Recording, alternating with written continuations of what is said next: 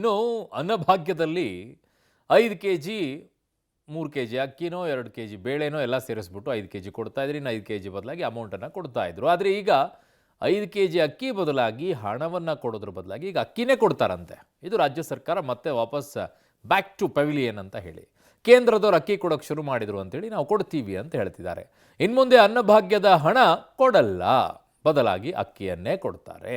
5 KG ಅಕ್ಕಿಯನ್ನು. ಉಳಿತಾಯವು ಕೂಡ ರಾಜ್ಯ ಸರ್ಕಾರಕ್ಕಾಗುತ್ತೆ.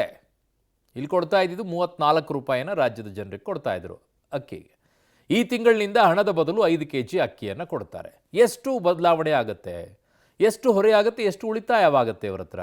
ರಾಜ್ಯ ಸರ್ಕಾರಕ್ಕೆ ಹೊರೆಗಿಂತಲೂ ಹೆಚ್ಚಾಗಿ ಈಗ ಕೊಡ್ತಾ ಇರುವಂಥ ಅಮೌಂಟಿಗೆ ನೋಡಿದ್ರೆ ಅವ್ರಿಗೆ ಉಳಿತಾಯನೇ ಜಾಸ್ತಿ ಇದೆ. ಹೇಗೆ ಅನ್ನೋದನ್ನು ಹೇಳ್ತೀವಿ.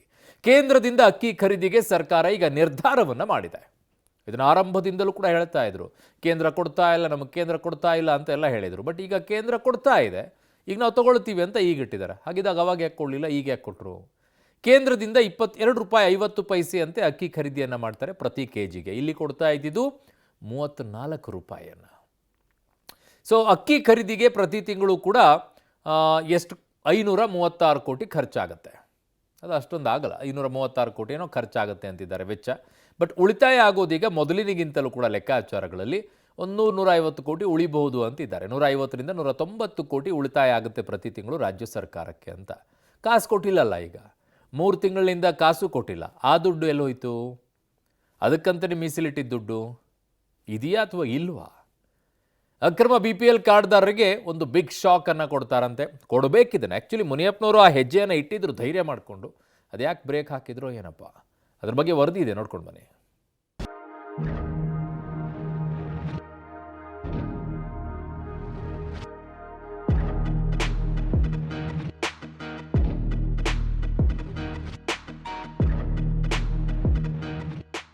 ಇನ್ಮುಂದೆ ಅನ್ನಭಾಗ್ಯದ ಹಣ ಕೊಡಲ್ಲ.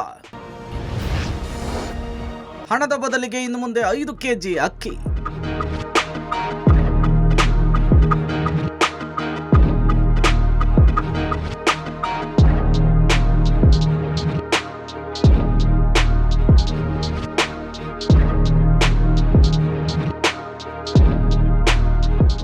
ಹೌದು, ಗ್ಯಾರಂಟಿಯಿಂದ ಒಂದಿಲ್ಲೊಂದು ವಿವಾದಕ್ಕೆ ಸಿಲುಕ್ತಾ ಇರೋ ಸರ್ಕಾರ ಈಗ ಹಳೆ ಮೆಥಡ್ಗೆ ಮುಂದಾದಂತೆ ಕಾಣಿಸ್ತಾ ಇದೆ.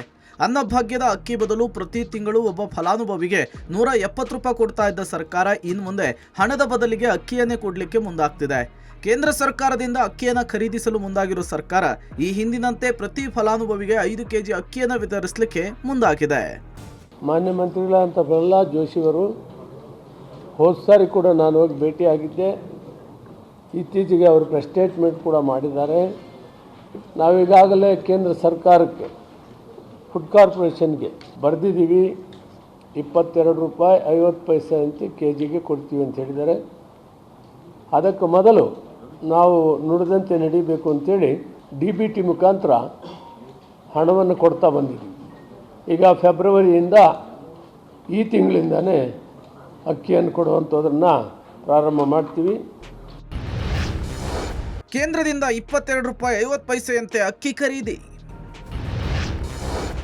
ಅಕ್ಕಿ ಖರೀದಿಗೆ ಪ್ರತಿ ತಿಂಗಳು 536.71 ಕೋಟಿ ವೆಚ್ಚ.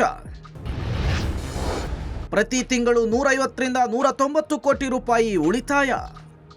ಕೇಂದ್ರ ಸರ್ಕಾರ ಅಕ್ಕಿ ಪೂರೈಕೆಯ ಭರವಸೆ ಕೊಟ್ಟಿರುವುದರಿಂದ ಅನ್ನಭಾಗ್ಯದಡಿ ನೀಡ್ತಾ ಇದ್ದ 170 ರೂಪಾಯಿ ನಿಲ್ಲಿಸಲು ತೀರ್ಮಾನಿಸಲಾಗಿದೆ.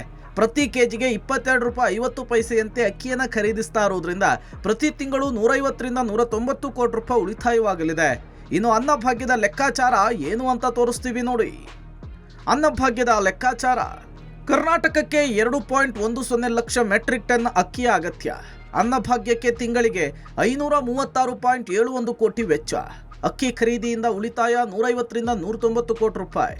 ವಾರ್ಷಿಕ 10,092 ಕೋಟಿ ರೂಪಾಯಿ ಉಳಿತಾಯ. ಕೇಂದ್ರ ಸರ್ಕಾರದಿಂದ 40 ರೂಪಾಯಿಗೆ ಅಕ್ಕಿ ಖರೀದಿ. ರಾಜ್ಯಕ್ಕೆ ಸಬ್ಸಿಡಿಯಲ್ಲಿ ಅಕ್ಕಿ ವಿತರಣೆ. ಕೆಜಿಗೆ 22 ರೂಪಾಯಿ 50 ಪೈಸೆಯಂತೆ ಅಕ್ಕಿ ಸರಬರಾಜು. ಸಾಗಾಣಿಕೆ ವೆಚ್ಚ ಸೇರಿದರೆ ಕೆಜಿಗೆ 25 ರೂಪಾಯಿ. ಜೂನ್ವರೆಗೂ ಕೂಡ ಕೇಂದ್ರದಿಂದ ಅಕ್ಕಿ ವಿತರಣೆಗೆ ಒಪ್ಪಿಗೆ. ವರ್ಷ ಪೂರ್ತಿ ಅಕ್ಕಿ ಭರವಸೆ ಕೊಟ್ಟ ಪ್ರಹ್ಲಾದ್ ಜೋಶಿ.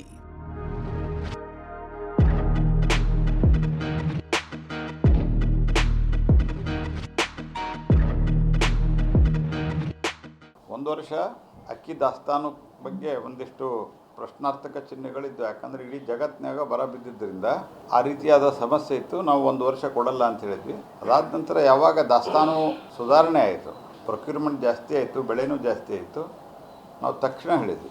ಜೂನ್ ತಿಂಗಳಲ್ಲಿ ನಾನು ಮೊದಲನೇ ಬಾರಿಗೆ ಕರ್ನಾಟಕ ಸರ್ಕಾರಕ್ಕೆ ನಾನು ಮಂತ್ರಿ ಆದ ತಕ್ಷಣ ತಿಳಿಸಿದೆ, ನಮ್ಮ ಕಡೆ ಅಕ್ಕಿ ಪ್ರೊಕ್ಯೂರ್ಮೆಂಟ್ ಇಂಪ್ರೂವ್ಮೆಂಟ್ ಆಗ್ಯದ, ನಾವು ನಿಮಗೆ ಮೊದಲು 34 ರೂಪಾಯಿದಲ್ಲಿ ಅಕ್ಕಿ ಕೊಡ್ತಾಯಿದ್ವಿ, ಈಗ ನಿಮಗೆ 28 ರೂಪಾಯಿದಲ್ಲಿ ಕೊಡ್ತೀವಿ ಅಂತ ಹೇಳಿದ್ವಿ. ಅದಾದ ನಂತರ ಮುನಿಯಪ್ಪನವರು ನನ್ನ ಹತ್ತಿರ ಬಂದು ಮಾತುಕತೆಯನ್ನು ಮಾಡಿ ಹೋದರು.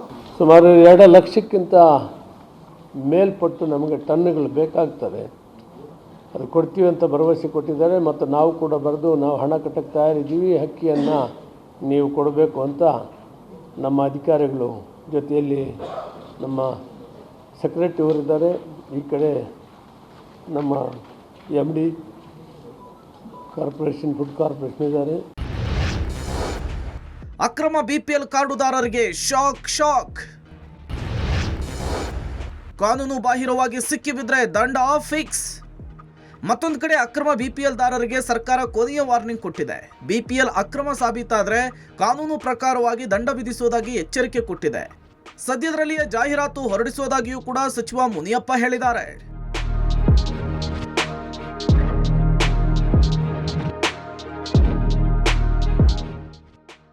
ಯಾರು BPL ಪಟ್ಟಿಯಲ್ಲಿರೋ APLನವರು ಮೊದಲೇ ಅವರೇ ನಾವು ಅಪೀಲ್ ಮಾಡ್ತೀವಿ ಅವರಿಗೆ, ಅವ್ರು ಬಿಟ್ಕೊಟ್ರೆ ಅವ್ರಿಗೆ ಪೆನಾಲ್ಟಿ ಇರಲ್ಲ. ನಾವು ಹೇಳಿದ ಮೇಲೇನು ಅವ್ರು ಬಿಟ್ಕೊಡ್ತಾ ಇದ್ದರೆ ಪೆನಾಲ್ಟಿ ಹಾಕಲೇಬೇಕಾಗಿದೆ. ಕೇಂದ್ರ ರಾಜ್ಯದ ಮಧ್ಯೆ ಗ್ಯಾರಂಟಿ ಫೈಟ್.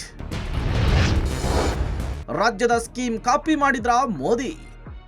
ಈ ಮಧ್ಯೆ ಕೇಂದ್ರ ಹಾಗೂ ರಾಜ್ಯ ಸರ್ಕಾರದ ಮಧ್ಯೆ ಗ್ಯಾರಂಟಿ ಜಟಾಪಟಿ ತಾರಕಕ್ಕೇರಿದೆ. ನಮ್ಮ ಗ್ಯಾರಂಟಿ ನಡೆಯಲ್ಲ ಅಂಥೇಳಿ ವಿಪಕ್ಷಗಳು ಅಪಪ್ರಚಾರ ಮಾಡ್ತಾ ಇವೆ. ಆದರೆ ಪ್ರಧಾನಿ ಮೋದಿಯೇ ನಮ್ಮ ಗ್ಯಾರಂಟಿಯನ್ನು ಕಾಪಿ ಮಾಡ್ತಿದ್ದಾರೆ ಅಂಥೇಳಿ MB ಪಾಟೀಲ್ ದೂರಿದ್ದಾರೆ. ಇದಕ್ಕೆ ತಿರುಗೇಟು ಕೊಟ್ಟಿರುವ ಸಚಿವೆ ಶೋಭಾ ಕರಂದ್ಲಾಜೆ ಮೋದಿ ಜಪ ಮಾಡೋದನ್ನ ಮೊದಲು ನಿಲ್ಲಿಸಿ ಅಂತ ಹೇಳಿದ್ದಾರೆ. ನಮ್ಮ ಗ್ಯಾರಂಟಿಗಳನ್ನ ನರೇಂದ್ರ ಮೋದಿ ಯಾಕೆ ಕಾಪಿ ಮಾಡಕತ್ತಿದ್ದಾರೆ? ಮಹಾರಾಷ್ಟ್ರದಲ್ಲಿ ಲಾಡ್ಕಿ ಬೆಹನಾ ಸ್ಕೀಮ್ ಕೊಟ್ರಿ, ನಮ್ಮ ನೋಡಿ ಏನ್ರಿ, ಡೆಲ್ಲಿಯಲ್ಲಿ ನೀವು ಎಲ್ಲ ಇದು ಮಾಡಿದ್ರಿ. ಎಲ್ಲ ರಾಜ್ಯಗಳಲ್ಲಿ ಕರ್ನಾಟಕ ನಾವು ಗ್ಯಾರಂಟಿ ಕೊಟ್ಟರೆ ಗ್ಯಾರಂಟಿ ಕೊಟ್ಟರು ತಪ್ಪು ಅಂತೀರಾ? ನೀವು ಗ್ಯಾರಂಟಿಗಳು ಕೊಟ್ಟರೆ ಅಂದ್ರೆ ಮೋದಿ ಗ್ಯಾರಂಟಿ ನಡೀತದೆ, BJP ಗ್ಯಾರಂಟಿ ನಡೀತದೆ, ಕಾಂಗ್ರೆಸ್ ಗ್ಯಾರಂಟಿ ನಡೆಯಂಗಿಲ್ಲ. ನಮ್ಗೆ ಕಾಪಿ ಮಾಡ್ತಾ ಇದ್ದಾರಲ್ಲ ನೀವು. ನಿಮ್ಗೆ ಗೊತ್ತಿದೆ ಇಲ್ಲೋ ಕೊಡೋದಿಷ್ಟು ಯಾವ ರಾಜ್ಯನಾಗ ಯಾವ ಗ್ಯಾರಂಟಿ ಕೊಟ್ಟಿದ್ದಾರೆ ಅಂತೇಳಿ ನೀವೇ ತೆಗೆದು ನೋಡ್ಬಿಡಿ. ಯಾವ ರಾಜ್ಯದಲ್ಲಿ ಚುನಾವಣೆ ಮುಂಚೆ ಅವ್ರ ಪ್ರಣಾಳಿಕೆಯಲ್ಲಿ ಏನೇನು ಗ್ಯಾರಂಟಿ ಕೊಟ್ಟಿದ್ದಾರೆ, ಅದಕ್ಕೆ ಶೋಭಾ ಕರಂದ್ಲಾಜೆ ಉತ್ತರ ಕೊಡಲಿ. ಪದೇ ಕೇಂದ್ರಕ್ಕೆ ತೋರಿಸಿದ್ದು ಬಿಟ್ಬಿಟ್ಟು ನೀವು ಆಡಳಿತ ಮಾಡಿ. ಆಡಳಿತ ಮಾಡೋಕ್ಕೆ ಆಗಲ್ವೋ? ನೀವು ಕುರ್ಚಿ ಕಿತ್ತಾಟ ಬಿಟ್ಟು ಆಡಳಿತ ಬಿಟ್ಟು ನಡೀರಿ. ಅದಕ್ಕಾಗಿ ಇವತ್ತು ಕೇಂದ್ರದ ಮೇಲೆ ಬೆಟ್ಟು ತೋರಿಸಿ ಮೋದಿ ಮೋದಿ ಮೋದಿ ಅಂತ ಹೇಳ್ತಾ ಇದ್ದೀರಿ. ಅದೇ ಜಪ ನಿಮ್ಮದು. ಅದಕ್ಕಾಗಿ ಇವತ್ತು ರಾಜ್ಯದಲ್ಲಿ ಸರ್ಕಾರ ಅನ್ನುವಂಥದ್ದು ಇಲ್ಲ. ಒಟ್ನಲ್ಲಿ ಕೇಂದ್ರ ಹಾಗೂ ರಾಜ್ಯದ ಮಧ್ಯೆ ಗ್ಯಾರಂಟಿ ಜಟಾಪಟಿ ಜೋರಾಗಿದ್ದು ಮುಂದೆ ಇದು ಯಾವ ತಿರುವನ್ನ ಪಡೆಯುತ್ತೋ ಕಾದ್ ನೋಡಬೇಕು. Bureau report, public TV.